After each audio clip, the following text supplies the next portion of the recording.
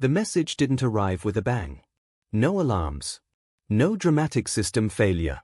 No desperate shouting across the command deck. It slipped in quietly, like it had always been there. Orbiting far beyond the comfortable reach of Earth, the listening station Erebus 9 drifted in silence near the cold edge of Neptune's gravity well. Out here, space wasn't just empty, it felt untouched. Ancient. Like a place never meant to be observed. Dr. Marcus Hale preferred it that way. "Run it again," he said, eyes fixed on the waveform flickering across the main console. Behind him, analyst Rowan Carter hesitated. "I already did. 3 times. Then make it 4. Rowan exhaled slowly, fingers gliding over the interface. "You're not going to like it any better the 4th time." "I don't have to like it," Marcus replied. "I just need it to make sense." The signal replayed. At first, it sounded like static, low, uneven noise buried in cosmic radiation. But then the pattern sharpened. Shifted. Aligned itself into something structured. Intentional. And then, clear as a human voice whispering directly into the mind. "Do not let humans leave Earth." Silence swallowed the room. No one moved. Even the station's ever-present hum seemed to recede, as if the machinery itself was listening. Rowan turned slowly in his chair. "That's a joke, right? Some kind of embedded prank signal." Marcus didn't answer immediately. His gaze remained locked on the data stream, pupils tightening as new layers unfolded across the display. "It's not compressed," he murmured. "Not encoded in any standard format either. It's clean." "Clean?" Rowan echoed. "Too clean," Marcus said. "No transmission artifacts. No distortion from distance. It's like it didn't travel here." A third voice cut in from across the deck. "That's impossible." Engineer Lila Voss stood near the auxiliary panel, arms folded tightly. "Everything travels. Especially something coming from that far out." Marcus finally turned. "Exactly." Rowan frowned. "Wait. That far out? We don't even know where it came from yet." Marcus tapped the console. The star map shifted, lines tracing backward along the signal's trajectory. "I do." The projection zoomed inward. Past Neptune. Past Uranus. Past Saturn. All the way back to a single blue dot. "Earth." Rowan blinked. "No. That's just reflection noise. Signal bounce, maybe." "It's not a bounce," Marcus said quietly. The room seemed to tighten around his words. "It originated there." Lila shook her head. "That's not possible. The timestamp alone." "Check it," Marcus said. Rowan already was. His hands froze. "No." Marcus didn't look away from him. "Say it." Rowan swallowed hard. "The timestamp is embedded at the quantum layer. It can't be altered without corrupting the entire signal." "And?" Rowan's voice dropped to a whisper. "It's dated approximately 2 million years ago." No one spoke. Because there was nothing to say. Humans hadn't existed 2 million years ago. Not like this. Not capable of language. Not capable of sending structured transmissions into deep space. And yet, "Do not let humans leave Earth." The message looped again. Unchanged. Calm. Certain. Lila let out a hollow laugh. "Okay. All right. So either we've just discovered time travel. Or," Marcus interrupted, "something wanted us to think that." Rowan turned. "You're saying this is fake?" "I'm saying," Marcus replied slowly, "that it's deliberate." He stepped closer to the console, lowering his voice. This wasn't broadcast randomly. It was buried, masked beneath background radiation, timed to become detectable only once our technology reached a certain threshold. Lila's expression darkened. "You mean, now?" "Yes." A long, suffocating pause followed. Rowan leaned back, running a hand through his hair. "So let me get this straight. A message, perfect English, no distortion, impossible timestamp, hidden for millions of years, just waiting for us to find it." Marcus nodded once. "And it's a warning," Rowan said. "No," Marcus corrected. Rowan looked at him. Marcus's eyes were cold. It's an instruction. The station lights flickered. Just once. Subtle. Almost unnoticeable. But all three of them saw it. Lila straightened. Tell me you saw that. I saw it, Rowan said. Marcus didn't respond. He was staring at the waveform again. Because it had changed. Very slightly. Wait, he whispered. Rowan leaned forward. What is it? Marcus's fingers moved quickly, isolating the signal, amplifying its lower layers. There's something underneath it. Another pattern. Lila stepped closer.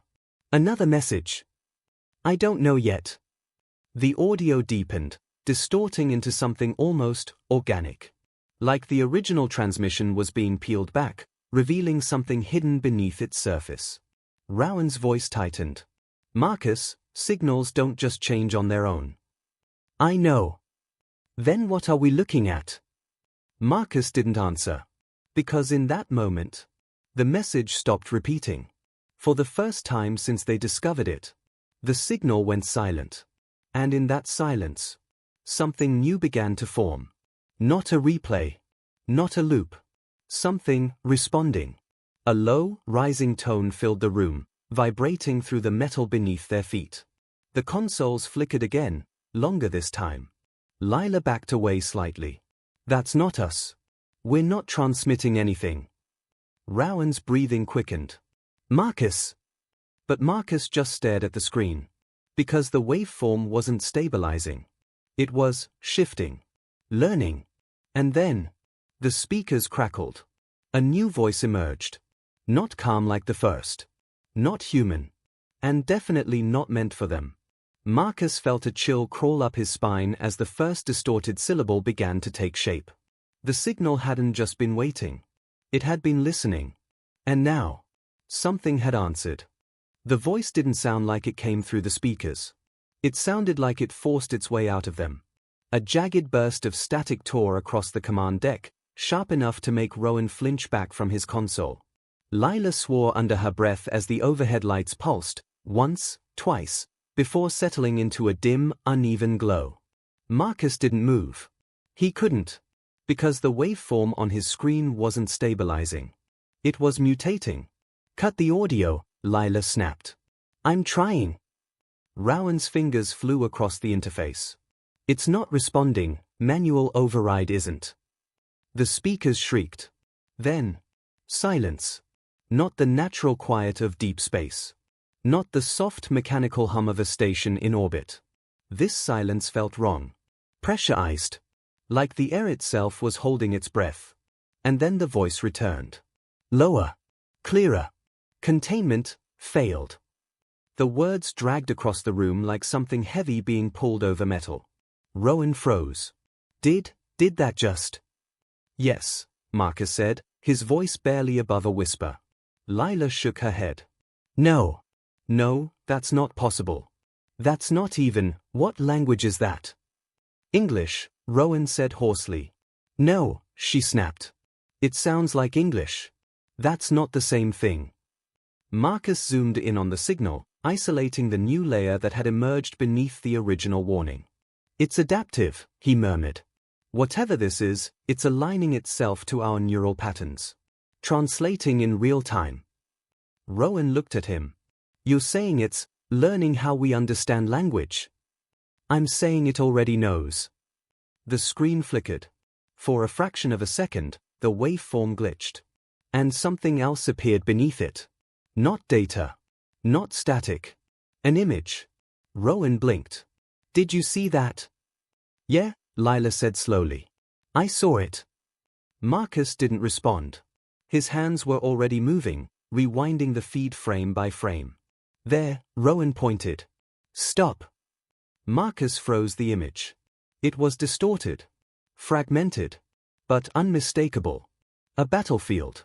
Human soldiers, modern uniforms, moving through smoke and fire. Except, there was something else in the frame. Something behind them. Tall.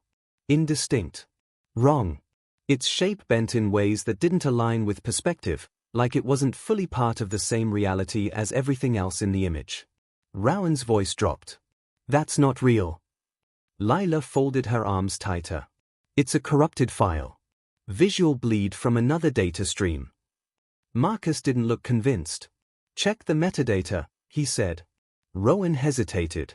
You're not going to like this. Do it anyway. A few keystrokes. A pause. Then, this footage doesn't exist, Rowan said. What? It's tagged as a historical archive. Late 21st century conflict zones. But there's no record of this specific clip anywhere in Earth's databases. Lila frowned. So it's fabricated. By what? Marcus asked. No one answered. The speakers crackled again. All three of them turned.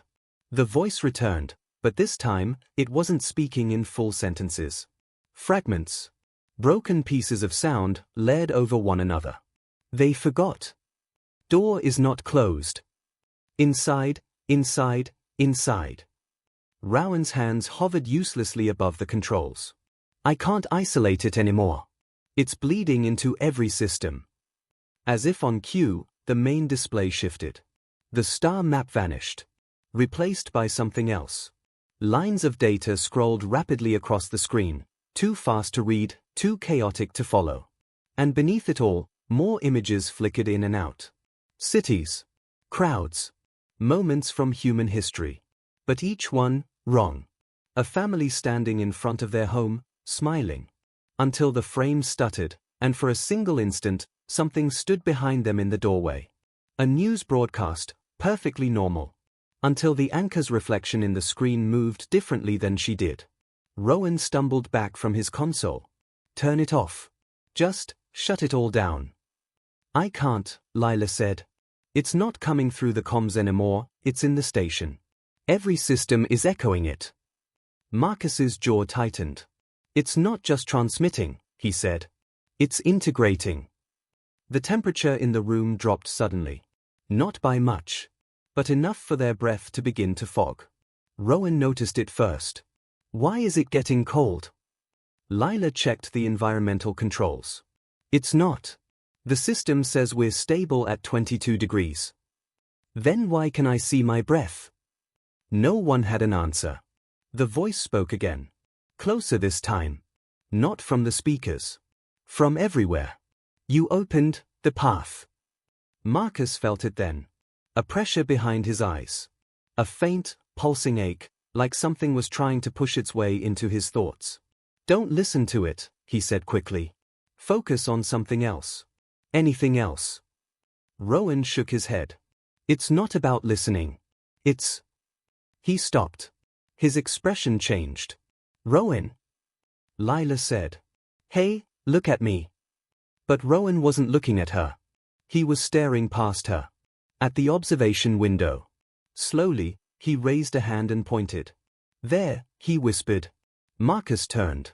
Beyond the reinforced glass, space stretched endlessly, dark, silent, empty. Except, for a moment, something moved.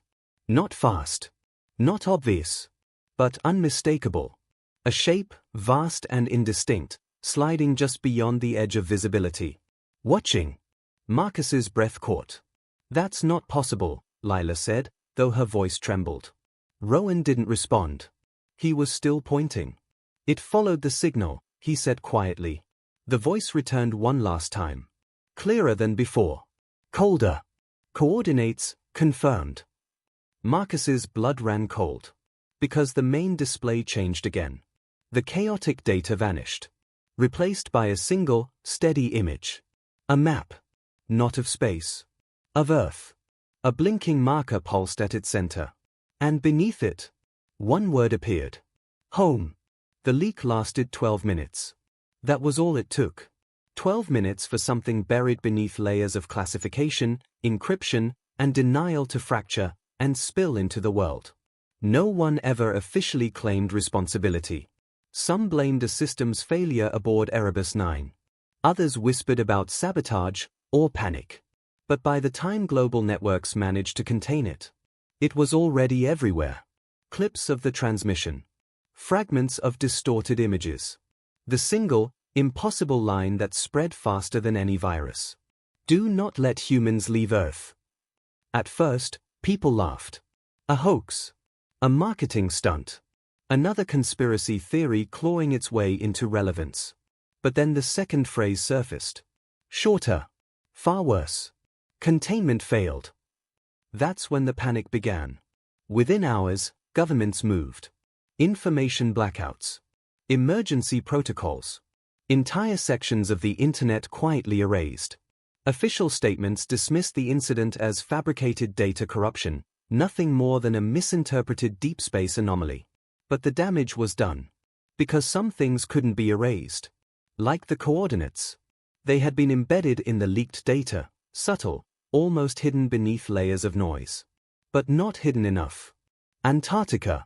3 days later, a joint multinational task force stood at the edge of a frozen excavation site that didn't officially exist. Dr. Elias Vaughn stood among them, boots crunching against ice that hadn't seen sunlight in millennia. A specialist in ancient structures and lost civilizations, he'd spent his life chasing myths buried beneath history. He'd never expected history to start chasing back. "You're telling me this was always here?" he asked, his voice muffled slightly by the cold. A military officer beside him nodded. Satellite scans picked it up after the coordinates were decrypted. "We thought it was a natural formation at first." Elias stared ahead. It was anything but natural. A massive geometric structure jutted from the ice, angles too precise, surfaces too smooth. It didn't look built. It looked placed. "How deep does it go?" Elias asked. "We don't know," the officer replied. "We've only uncovered the top layer." Elias stepped closer, gloved hand brushing lightly against the exposed surface. It wasn't cold. Despite the sub-zero environment, the material felt neutral. Almost as if it existed outside the surrounding temperature entirely. He pulled his hand back slowly. "What is it made of?" The officer shook his head. "We've run every test available. It doesn't match any known element or alloy." Elias let out a quiet breath. "Of course it doesn't." The entrance wasn't discovered. It revealed itself. As if responding to their presence, a section of the structure shifted, seamlessly, silently, exposing a descending passage into darkness.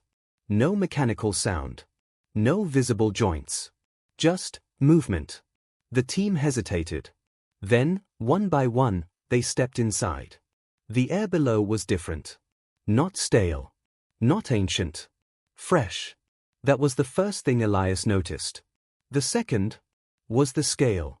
The chamber opened up into something vast, far larger than the exterior suggested. The walls stretched upward into shadow, etched with patterns that pulsed faintly with dim, internal light. Symbols. Thousands of them. Layered over one another in overlapping sequences. Languages. Not one. Not 10. Hundreds. Elias's breath caught. "I recognize some of these," he whispered. The officer glanced at him. "From where?" "Everywhere." Elias stepped forward, scanning the walls. Latin. Mandarin. Arabic. English. Ancient Sumerian. Even scripts that predated recorded human history. All saying the same thing. Over and over again. A warning carved into existence itself. Humanity is the lock. The words echoed in his mind long after he stopped reading them. "Lock for what?" one of the soldiers asked. No one answered. Because at the center of the chamber, there was something else. It rose from the floor like a monument. Massive. Smooth. Perfectly symmetrical.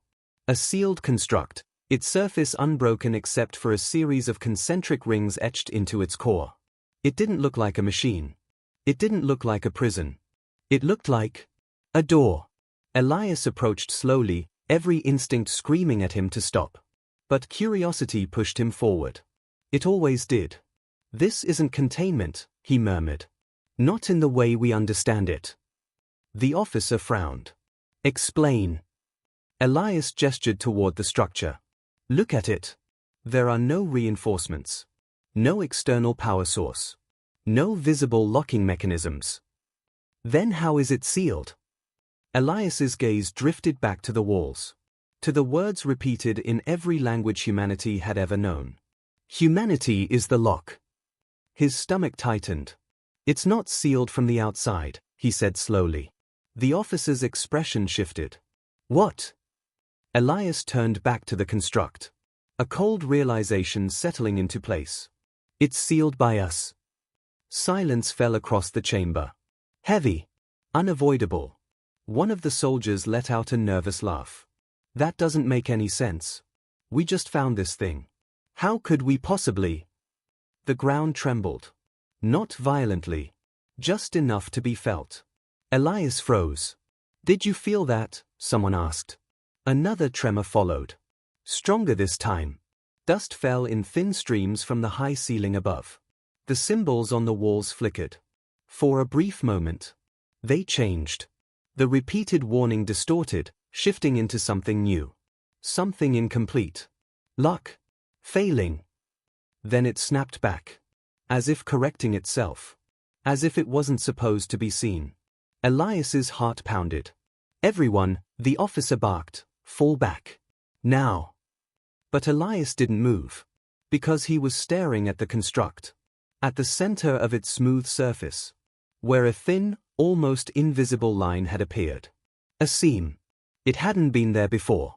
Another tremor shook the chamber. And this time, there was a sound. Low. Deep. From within the structure. Elias felt it in his bones more than he heard it. A slow, deliberate vibration. Like something massive shifting in its sleep.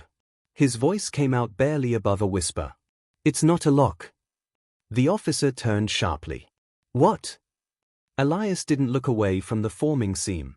His reflection stared back at him from the polished surface. Small, fragile, human.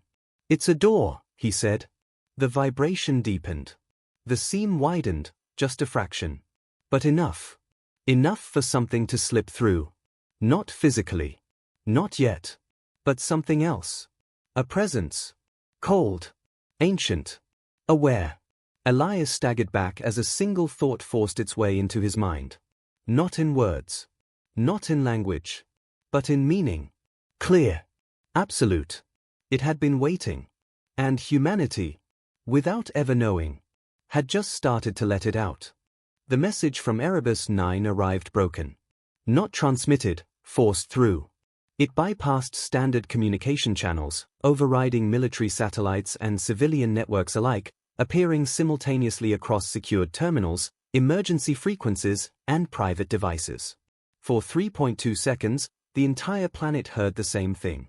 Dr. Marcus Hale's voice. Distorted. Fragmented. Not entirely his own. It's not that they're afraid of us. A burst of static followed, sharp enough to make millions flinch as speakers screamed in unison across the globe. Then, it's what happens when we leave. The transmission cut.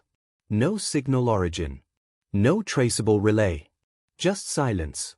In Antarctica, the tremors hadn't stopped. They had evolved. What began as subtle vibrations had grown into rhythmic pulses, slow, deliberate, almost intentional. The chamber walls hummed faintly, the layered languages flickering in unstable patterns. Dr. Elias Vaughn stood frozen, eyes locked on the construct. The seam had widened. Not enough to open. But enough to prove something irreversible had begun. You need to move, the officer shouted, grabbing Elias by the arm. This time, Elias didn't resist. The team pulled back toward the entrance, boots scraping against the smooth, alien floor as another deep vibration rolled through the structure. Behind them, the door shifted. Not fully. Not yet. But it moved. Above the ice, chaos spread in controlled silence. Governments didn't announce emergencies. They didn't explain. But military activity surged across every continent. Satellites repositioned. Defense systems activated. Communications tightened into monitored channels. Not to prepare for war. To prepare for something they couldn't define. Back in orbit, Erebus 9 was no longer responding. Its last recorded data dump arrived in fragments, corrupted, incomplete, but enough to paint a picture no one wanted to see.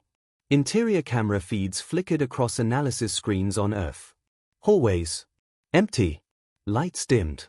Frost creeping along the edges of bulkheads despite fully functional environmental systems. Then, movement. A figure stumbled into frame. Rowan Carter. His face was pale, eyes wide, unfocused. "Hello?" His voice echoed weakly through the recording. No response. No crew. No Marcus. No Lila. Rowan turned slowly, breathing uneven. "I know you're here," he whispered. The lights flickered. For a single frame. Something stood behind him. Tall. Distorted. Watching. Then it was gone. Rowan didn't react. He hadn't seen it. But the recording had. Back on Earth, analysts replayed the footage again and again. Frame by frame. Trying to understand. Trying to deny. But the conclusion remained the same every time. Something was on that station.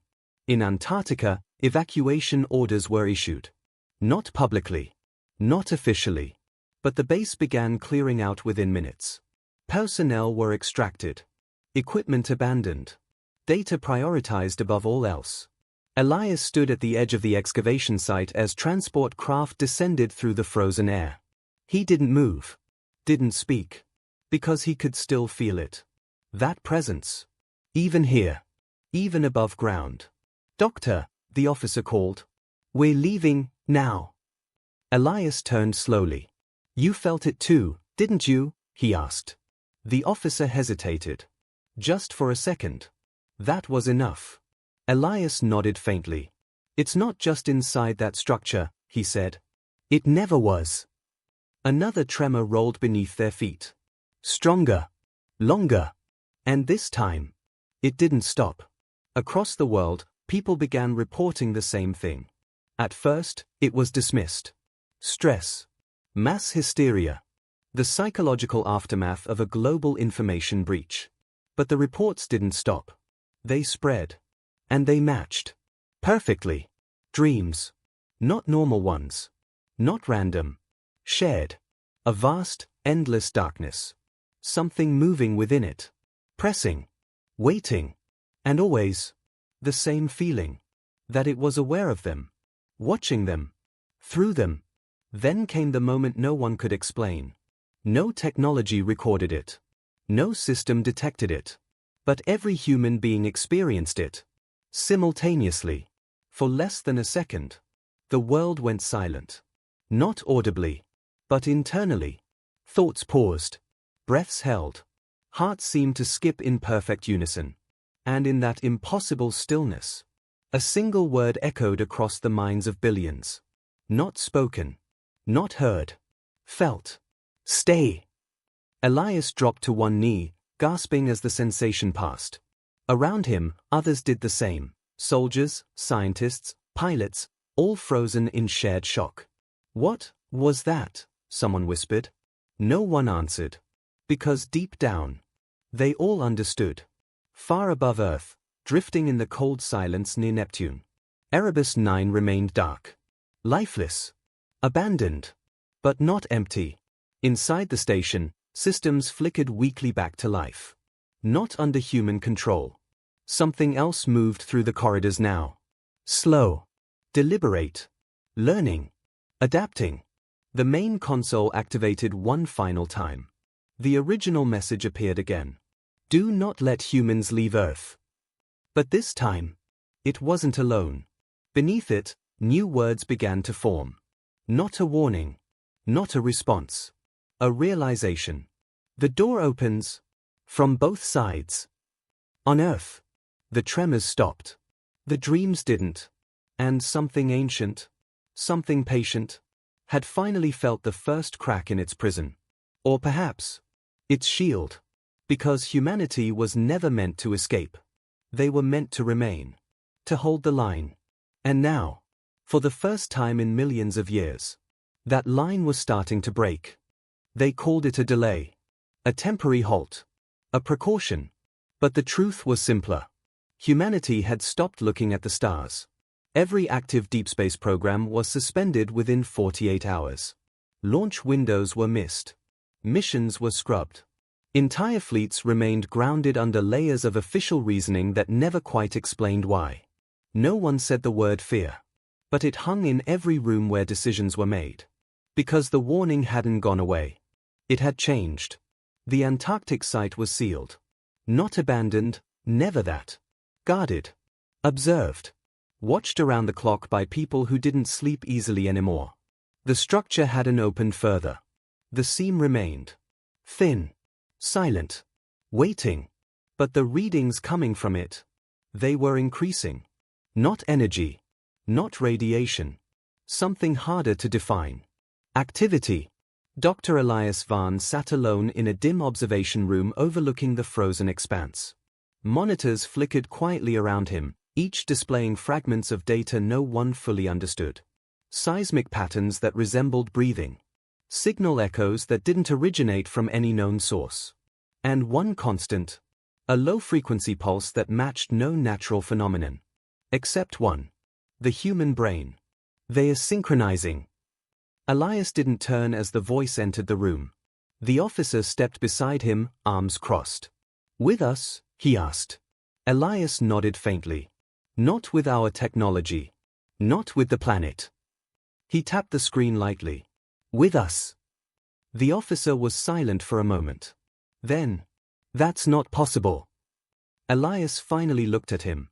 Neither was any of this. The dreams had gotten worse. No longer distant. No longer symbolic. People didn't just see the darkness now. They stood inside it. Felt it pressing against them. Felt something on the other side pushing back. And sometimes, rarely, something slipped through. Not physically, but enough to leave a mark. People waking with memories they didn't recognize. Thoughts that weren't theirs. Words in languages no one had ever spoken. Yet somehow understood. And still, humanity obeyed. No ships left Earth. No signals were sent beyond the system. No one dared test the warning. Until someone already had. The Odyssey reach was never meant to matter. A colony vessel launched years before the signal was discovered, long before anyone knew there was anything to fear.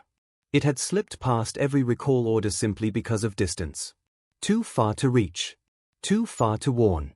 By the time Earth realized, it was already beyond the edge of the solar system. The first sign came without announcement. A single transmission. Weak. Fragmented. But unmistakably human. It forced its way through secured channels just like the others had. Untraceable. Unstoppable. Elias was the first to hear it. He didn't remember pressing play. Didn't remember the room around him. Only the sound. Breathing. Uneven. Panicked. Then, a voice. "This is Captain Aaron Cade of the Odyssey Reach." Static swallowed part of the message, but the terror in his tone cut through clearly. "We've made contact." The audio distorted violently. Not like interference. Like something was interrupting. Not alone, never alone.